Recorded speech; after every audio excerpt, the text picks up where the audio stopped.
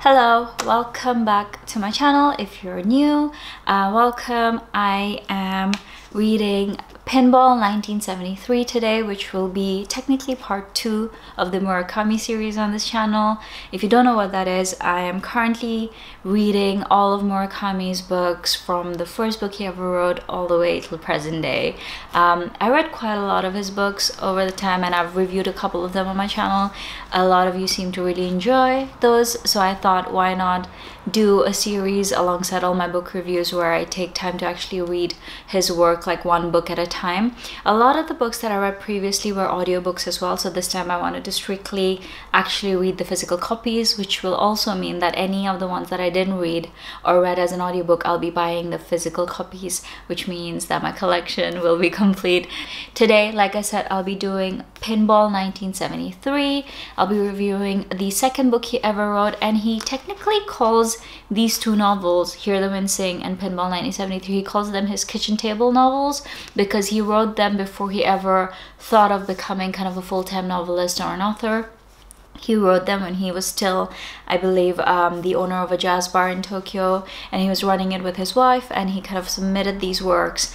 They won an award, and from there on, kind of, you know, his career started as an author. And I do think that there is a prologue, you know, like an introduction from him before the story even starts, that is also present in one of his recent works called Novelist as a Vocation. And I think it is a really beautiful piece of kind of work and definitely a read that I would recommend if you want to start reading Haruki Murakami's books. But in general, the more I'm reading these, the more I feel like this is the way it's meant to be read. Like, I definitely feel, not so much with Hear the Wind Sing. Hear the Wind Sing kind of sets the mood for what type of writing Murakami does, but Pinball, I don't know why, this was like one of the least memorable reads for me, because I remember loving it at the time, but rereading it, I was like, oh my god, like, it actually is so brilliant, because it feels like you're holding a key to the rest of his works. Because if you don't read this one, I feel like it kind of sets the mood and an understanding for the themes that he wants to tackle all throughout his books, and kind of takes me back and makes me want to reread a lot of the books now, because I think having read this now, I'm going into a lot of them with a very different mindset. A lot of his other stuff has mentions, like brief mentions of certain concepts that feel very jarring if you just kind of jump into it. But having had a little bit of a background in this book, I think it's a lot easier. So if you are planning, I definitely recommend read this book and then you can jump onto any other book, because I don't think you have to read them all chronologically, but there's something about the combination here. Personally, as someone who's now read a lot of his work and is rereading them, I definitely recommend this first. I actually had my notes app on my phone out while I was reading this, because I read the first chapter and I was like, the narration is so all over the place. By the time you're done reading the book, even though it's like, what, 100 pages or something, right?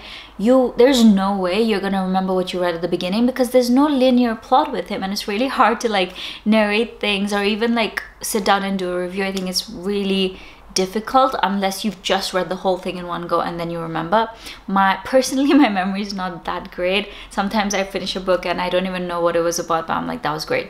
Good vibes, right? So keeping that in mind, the book, the first one, Hear the Wind Sing, takes place in 1970, and you meet the unnamed protagonist, who is present in many of his works, so you don't really know who the person is. You just know that it's a man kind of in his early 20s and he's narrating the story, and you meet his friend called the Rat. And this is a continuation of the first story. The first story, they're kind of like living in their little hometown. It's the summer of 1970, and you get to follow them. They're spending a lot of their time drinking in a jazz bar called Jay's Bar. So Jay himself is like the third main character in the book, and you kind of learn a little bit about their love interest, a little bit about how they're spending summer, but a lot of it is kind of like setting a scene for what is to come, right?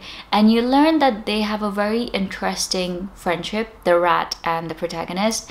And this book starts off with the protagonist telling you about how he loves hearing about stories about faraway places, and how people love to say these stories to anyone willing to listen. But in this particular case, he's talking about Naoko. The first book, we briefly hear about the protagonist tends to go back in time quite a lot and talk about like his love life and his like girls that he's been with and his love interest, but he does mention that someone that he used to be with is no longer alive. And in this book we learn that that person is Naoko, someone who he actually cared very deeply about. And although most of the time people tell him stories and he's not really that invested, he's just listening because he's a good listener, and he realizes that as long as you're willing to listen, people are willing to tell you a lot about themselves. And Naoko seems to be one of those people whose stories that he was really deeply invested in. And one of those stories was about this town/village that she moved to when she was 12 years old, and she lived there, and it seemed like, you know, this very like kind of dead places where there's not a lot of going on, especially for young people. And she kind of always wondered why these type of places even existed. And now that she's no longer there, it seems like he goes back there in the summer of and I think it's about like early 1973. He's going back to this town, and we don't really realize early on why he's revisiting this place, but it sort of makes sense a little later in the book. But he's revisiting this town because Naoko talks to him about this dog always there at the platform, just walking up and down the platform, and she tells him these details about this town, and it sounds so weird to him, so he wants to go back. And it feels like he's kind of looking for answers as to, you know, why she decided to do what she did, or just an understanding of could he have done something to stop this, maybe just to even feel closer to her, but also find some form of closure. And at this point, to me it felt like there was a bit of a parallel between his relationship with his I guess ex-girlfriend who's no longer alive, Naoko, and his relationship with the rat, because there was probably a time where he felt like she was not really herself, or she was spiraling, or something sinister was to come, and he couldn't really do anything to save her. And I feel like he feels very similarly about the rat, especially after the summer that they spent, and they are now living in 2 different cities. The protagonist has kind of moved on. He's formed his little business with a partner, and they're running this translation business, but he feels like he's kind of left the rat behind, and I guess he's come here to look for answers. We learned that at some point between like him moving to Tokyo to start his translation business, he basically, the set of twins, 2 girls, move in with him, and I guess they're kind of like dating him, which is, yes, very, very, very bizarre, but very interesting at the same time, because he doesn't even know their names. They don't seem to share a lot with him, and they have these sweatshirts that have like numbers on them. That's how he started remembering them, but then they don't even want to disclose much, so they're like, how do you know which one is which?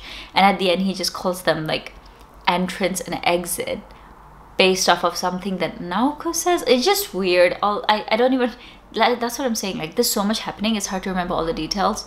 I find this whole twins part really just funny more than anything. But he then talks about how like everything in life that has an entrance should have an exit, and the entrance to this story is in the summer of 1973, and he really hopes that there is an exit. And I guess what he means is that all of these like emotions of something is going to happen started kind of coming to him at the beginning of 1973, and then from there on he really hopes that there will be an end to the feeling that he's getting, that like that unsettling feeling. This book did give me a slight kind of nod towards like Norwegian Wood. I feel like Norwegian Wood is a much more fleshed out version of this story or this storyline, but I feel like this does something that Norwegian Wood failed, which is that one is like very much like scene setting, right? Like really good world building. It really throws you in to those lives, and this one just kind of gives you the atmosphere of being in a place where you feel like, you know, people that you love are slipping away from you and you can't do anything about it. That helplessness is much better captured in this book, whereas in Norwegian Wood I just feel like it's more, I guess, heartbreaking, because there's a lot of other themes that interrupt that flow. But yeah, this one I feel like it's just really like honed in on that particular emotion that people face, especially in your early 20s. So out of nowhere, suddenly you're thrown in to talk about pinball, which now looking back makes a lot of sense. But initially I'm like, why are we suddenly talking about pinball? It's kind of like drawing some kind of similarities between life itself and pinball, because you know, you kind of go through the same motions when you play it, and sometimes there's absolutely no rhyme or reason to why you fail at it. It's just how, you know, sometimes the game fails you. But I guess one thing that I did like about it, the similarity or the parallel between the two, is that as a game you rack up points, right, in pinball, and you keep going at it and at it and at it till you rack up enough points to like really make it in life. So let's say, you know, you hit the high score and you do all of that, similarly to getting good grades and getting into that college, but at the end we're all dealt the same cards, because it's just, we're all kind of headed towards the same direction essentially. And no matter how high you get, like, you know, there's always that risk that things are going, you know, gonna go back to zero, because every time you play it you start back at zero. It's kind of like that futility of like trying to get somewhere and constantly feeling like you're behind, because the harder you try, and even like getting somewhere doesn't seem to be enough, because then you just have to start working towards getting to another place. Especially for people in their early 20s or mid 20s, this is something that you feel really strongly. And a lot of us like are coming out of university, going into the workforce, and we feel like we worked our whole life to like get into a good university, and then you work so hard to get into the job market, then you work so hard to like climb up, and it just feels like constantly you're hitting the high score and then going back to zero. Just overall, I feel like it just touches so well on this feeling of like coming of age and helplessness that you feel in your early 20s, of suddenly your childhood is now gone and you're just pushed into this whole world where like you no longer have those like things to fall back on, because that's just how it is. And that loss of innocence can be so jarring for so many people, of like that magic of childhood and those like things of like finding fascination, and almost the mundaneness and pointlessness of adult life can be really, really like hard for certain people. And I think this is what happens in this book, and this is what finally makes the rat like spiral. So from here we switch to the rat's POV, and I think whatever, all the things that I said so far make a lot more sense when you start reading the story from his point of view, because he's still living in this town where they grew up, and he goes to the harbor where he sees this beacon, and he kind of goes back, like, because the first book you don't really get to hear the rat's narrative as much, so here you're really getting to learn that ever since he was a child, actually he used to feel overwhelmed quite a lot, and it's not just something that suddenly hit him out of nowhere, and he found the world to be incredibly overwhelming, but sometimes just being there looking out to the sea gave him a lot of peace.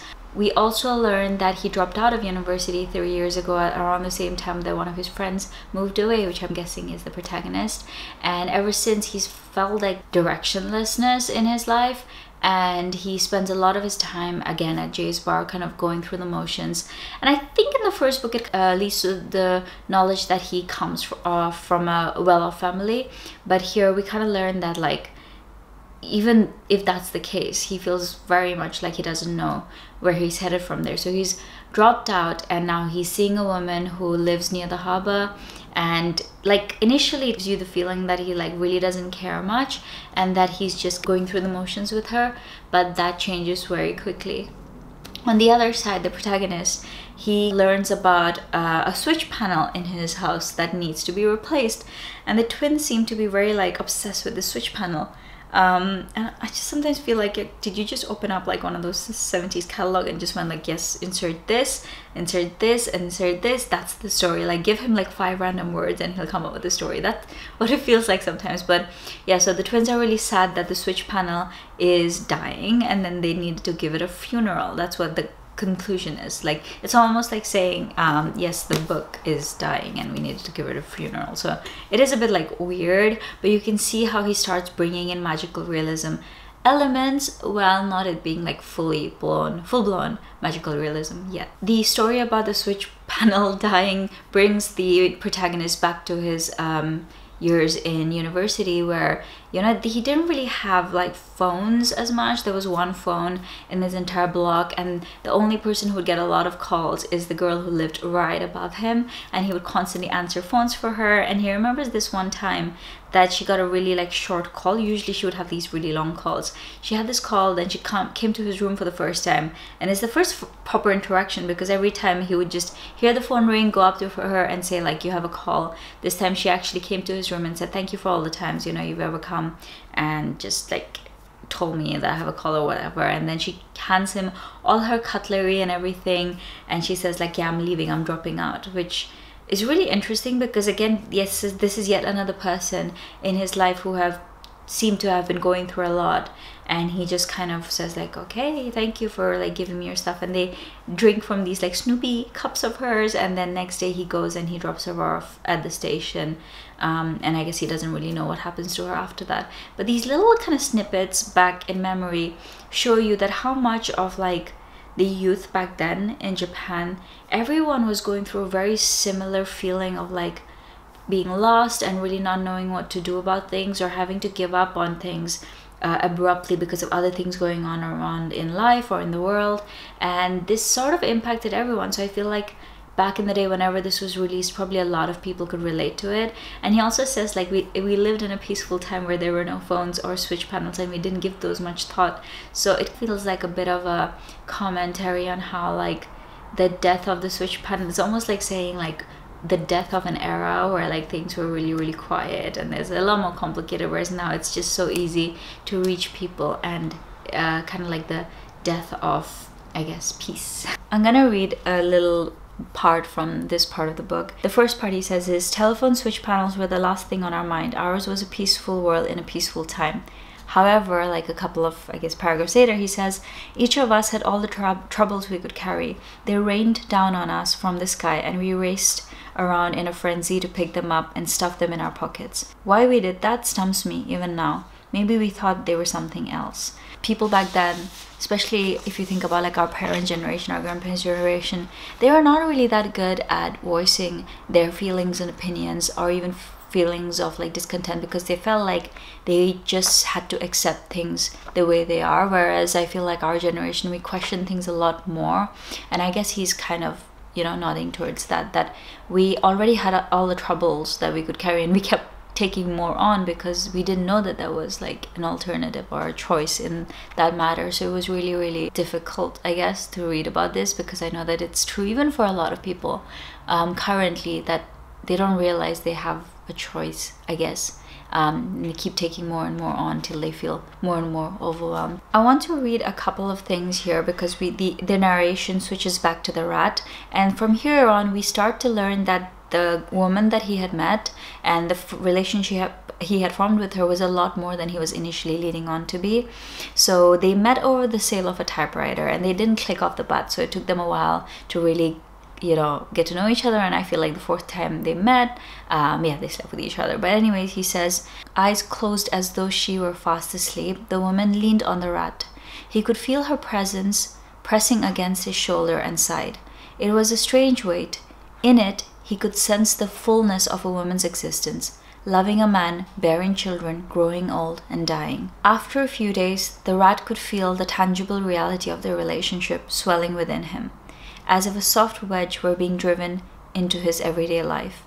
Little by little, something was getting through. His long-forgotten, gentler, sweeter side seemed to expand each time he thought of her. We really understand here that, especially when you're dealing with so much in your life outside of a relationship, how the reality and the tangibility of a relationship can be really daunting. And I guess we give young people a lot of, I guess, slack for not being very good with commitment or relationships. Sorry, there's some people outside. Like, what are you doing?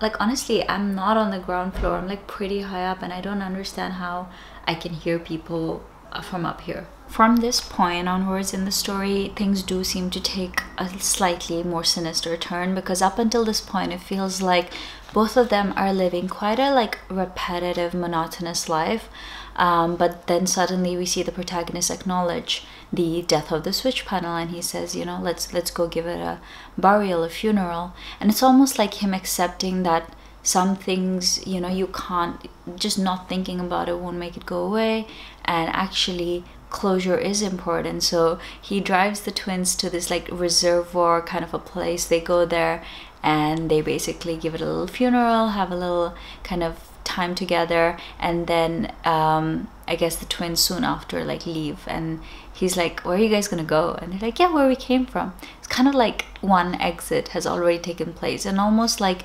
this whole idea of people are so transient in our lives. They come and go, and just attachment is important, but at the same time, I guess just when we're young, this like tendency of people to come and go from our lives is just, you can't help it, but it will happen. And I think just again, one thing that is written so comically but is just so true and hard to accept. We also learned that the rat is really struggling with his relationship with his this woman he's dating, and it seemingly is not something that's caused by anything in their relationship. They have a pretty like set routine of when they meet up and how they do things. He's feeling very lost in life itself, so hard for him to ascribe meaning to this relationship with this woman. Another really fascinating storyline here is the protagonist at his workplace, at his translation business. It's him, his partner, and this 20-year-old kind of receptionist office manager that he works with. And one night she just asks him to go for dinner with him, and it seems like she's kind of insinuating that they could spend some time together. She's not entirely sure if he's like into it. She like patches his sweaters for him and stuff, so she's like trying, right? But he shows no interest. So she starts talking about like how she's I guess like in her early 20s and she's feeling like quite lost. And again, I wanted to read you some parts because I think it's like this part again says so much, that everyone around him was feeling very similarly. So she confesses that she's worried her life won't really amount to much, and asks if he was happy when he was 20, and he says yes, just about everything seems better from a distance. From there on, it feels like she's insinuating that, you know, they should spend more time together and do stuff. But he says that about 3 years ago he came to the realization that he generally tends to get what he wants, but he always loses something in the process. And I felt that it could have been a nod to the fact that like he was dating a girl back then, and it might have been someone that the rat was interested in. So by having someone in his life, he lost something else that was not worth losing. And in this case, if he starts dating this girl, it might be that it impacts the business and he starts, you know, like putting his relationship with his partner at risk. But this whole idea of feeling lost in your 20s again comes back. She talks to him for a moment about pinball because he recalls a time when he used to be really obsessed with pinball, and she asks him like, are you any good at it? And he said he used to be. It was the only thing that, you know, he could have taken pride in. And she basically says like, I don't have anything like that I used to be really good at. And he says, then you've got nothing to lose. Followed up with, there can be no meaning in what will someday be lost. Passing glory is not true glory at all. Almost like saying that no matter how many achievements you have, they're all passing, and one day, you know, they won't have much meaning to them at all. So really, like, by not having much, you are at less of a risk of losing stuff as well. Cut to the rat talking about how he feels like he's really wasted all this time, and he's 25 now. He's trying to stop drinking and get his time together, and we see him starting to connect with Jay, the owner of the bar, and also getting a bit of snippets into Jay's life and this character, which I also find really fascinating, because initially the first time around I read, I thought maybe Murakami inserted himself into the story in the form of Jay, but I feel like he almost acts as this like blank slate for people to like get to know the characters better. And then we learned that the protagonist himself at some point had a really unhealthy relationship with pinball, where he used to like obsessively play it, and it was like back when he was still in school. And maybe we learned that he was so obsessed and so good at it because it was almost like a distraction for him, especially at the time when he felt like Naoko was spiraling and he needed something to take his mind off. And I guess in a way he was also avoiding the problem by immersing himself in something else that really took his mind off of things. We finally get to learn that, you know, the reason for the rat spiraling this much at this point of the story is because he's stopped seeing the woman, and the reason for this is not because she didn't want to see him, it's because he started ghosting her, because he just saw so little value in himself, and he had so little self, I guess, love and self-acceptance, that he didn't really see the point of being with her. I guess some people push other people away when they feel at their lowest, so that's like basically what happened here. The first time in his life he felt real dread. Black and glistening it was, like a mass of eyeless, pitiless worms creeping up from the bowels of the earth. They wanted to drag him down, back to where they had come from. Their slime oozed through his body. He cracked open another can of beer. By the end of those 3 days, the rat's apartment was filled with empty cans and cigarette butts. He missed the woman like crazy. His whole body longed for her warmth. Yet he could never go back. Face the music, he told himself. You're the one who burned the bridges. You're the one who plastered the walls and sealed yourself inside, right? We come back to the present time, and the protagonist seems to be like basically desperately looking for this space pinball machine that he used to play during high school, and the same machine that the rat played at Jay's bar. So he knows that Jay got rid of that pinball machine a couple of years ago, but he wants the one that he had his high score back in high school. So he gets in touch with these people, and finally he's put in contact with this like Spanish lecturer who tells him that, you know, I might not be able to get it, but he's very knowledgeable. He's like a pinball nerd, and things happen, and eventually they end up in this warehouse filled with pinball machines, and the machine is there. He goes there, and the machine seems to be sort of talking to him, which is again Murakami introducing the whole concept of magical realism into his books. This is like basically like a soft introduction, like a just like inkling of like this is where things are gonna go very heavily soon. But it's a chicken packing facility, and he goes in there and he talks to this machine, and then he goes home. And the conversation that takes place between them is kind of like, I guess, closure for him in understanding that there is very little that he can do, and that he shouldn't be feeling the guilt that he's feeling. But yeah, I don't want to talk too much about this because I think it's interpretation. I want everyone to kind of read it and interpret it in their own way. But it does seem like for the rat, you know, to a large extent, it feels like his monologues give us the feeling that he just feels like there is no reason to why we keep living such a monotonous life, all chipping away towards something that inevitably, you know, we're all going to basically not be here one day, and all of this is not going to amount to much. So what value does current day hold? And this existentialism, I think Murakami's obsession with Kafka's works really comes out here. Sorry, my puppy here. Okay, I'm almost done. Oh, thank you. Don't need my makeup. I need to look nice. Mama needs to look nice. Well, you can smell the crisps I ate before this. But yeah, that's a very long and short explanation, overview, review, whatever you want to call it, of Pinball 1973 by Haruki Murakami. Tara, your hair has gone all over my nose. I hope you guys enjoyed this. I hope it encourages you to maybe pick up some of his works, and if you haven't read this, to read this particular one. But I will be reading A Wild Sheep Chase next, I believe. I'll see you guys in the next video. I really hope you guys enjoyed it. Thanks so much for joining in. Please subscribe if you haven't already. Give it a like, leave a comment if you enjoyed it, if you managed to make it all the way to this part of the video. But I'll see you next time.